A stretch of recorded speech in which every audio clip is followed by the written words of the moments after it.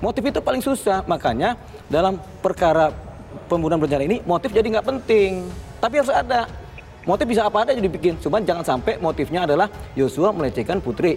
Nggak ada itu. Yang ada Kuat dan Putri ketahuan lagi making love, ya kan? Ya kan? Oleh Yosua.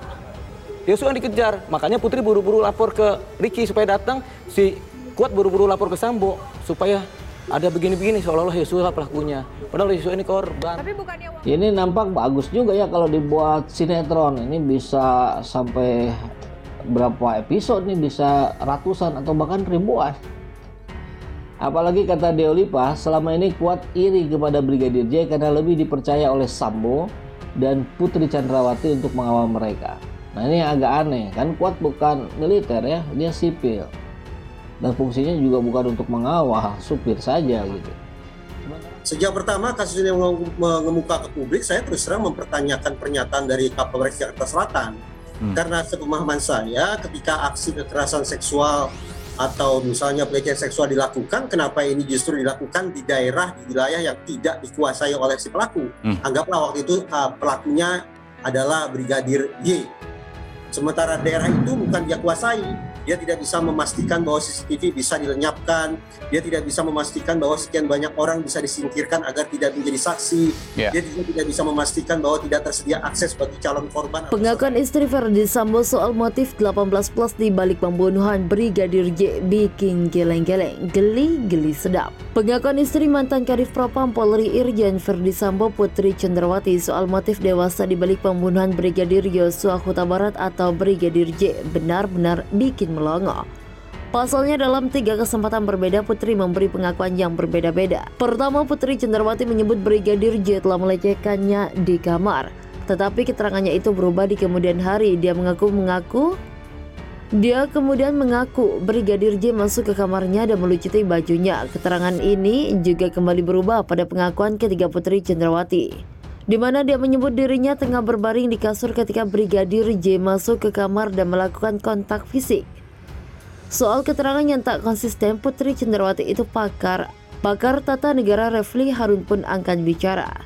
Refli mengatakan bisa Putri sedang merencanakan skenario baru untuk menyelamatkan dirinya dan suaminya dalam kasus pembunuhan ini. Tidak hanya itu, Refli Harun juga mengatakan pernyataan yang berubah-ubah dari Putri juga bisa terjadi lantaran yang bersangkutan malu mengakui motif yang sesungguhnya. Kalau kita melihat keterangan Putri tersebut, maka ada dua hal yang terbayang dalam benak saya. Adalah satu, dia ingin membuat skenario yang barangkali bisa meringankan hukuman dia dan suaminya, terutama suaminya, karena dia bilang masih cinta sekaligus barangkali menembus rasa bersalah. Mantan staf ahli Mahkamah Konstitusi itu sendiri sebetulnya meragukan pengakuan Putri soal motif dewasa dalam kasus ini. Sebab Putri sendiri mengaku Brigadir J sudah dianggap seperti anak sendiri. Hal ini juga diamini oleh keluarga Brigadir J.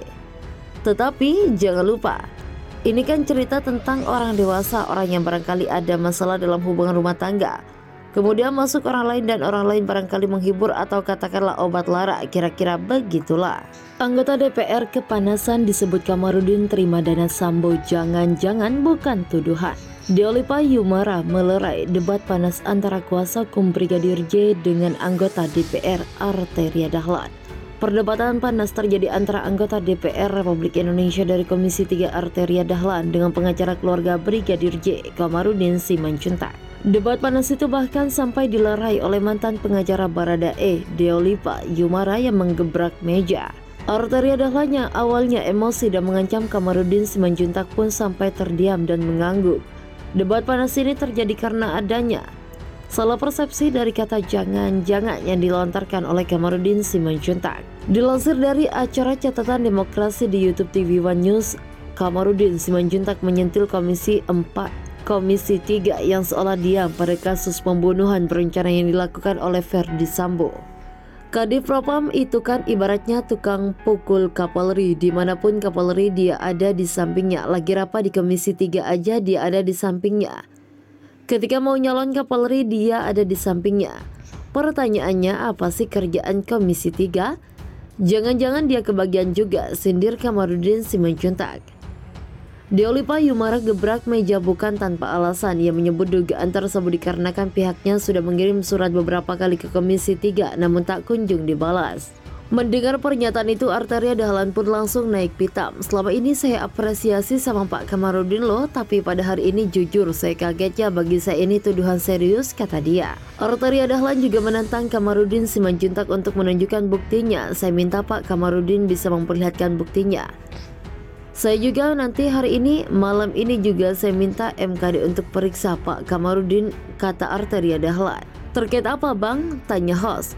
Untuk bisa menjelaskan dengan gampangnya mengatakan jangan-jangan Komisi 3 itu terima uang dari kasusnya Sambo ya, jawab Arteria Dahlan. Dugaan bang, kata host mencoba meluruskan. Iya ini kan janganlah, kita ini fokus, kami energi. Anak bangsa sedang fokus bagaimana menyelesaikan, kata Arteria Dahlan. Mendengar itu Kamarudin Simanjuntak pun mencoba memberikan penjelasan jangan-jangan itu bukan tuduhan.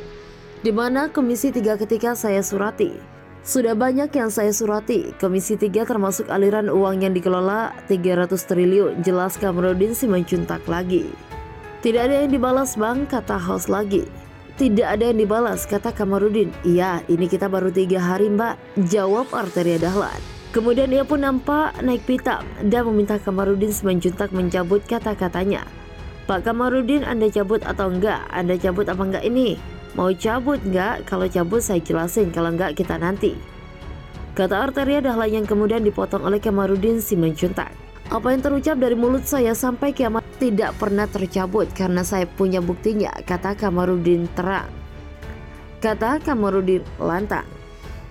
Ya udah, saya minta buktinya. Aliran dana dari Komisi 3 saya minta buktinya, tantang Arteria Dahlan.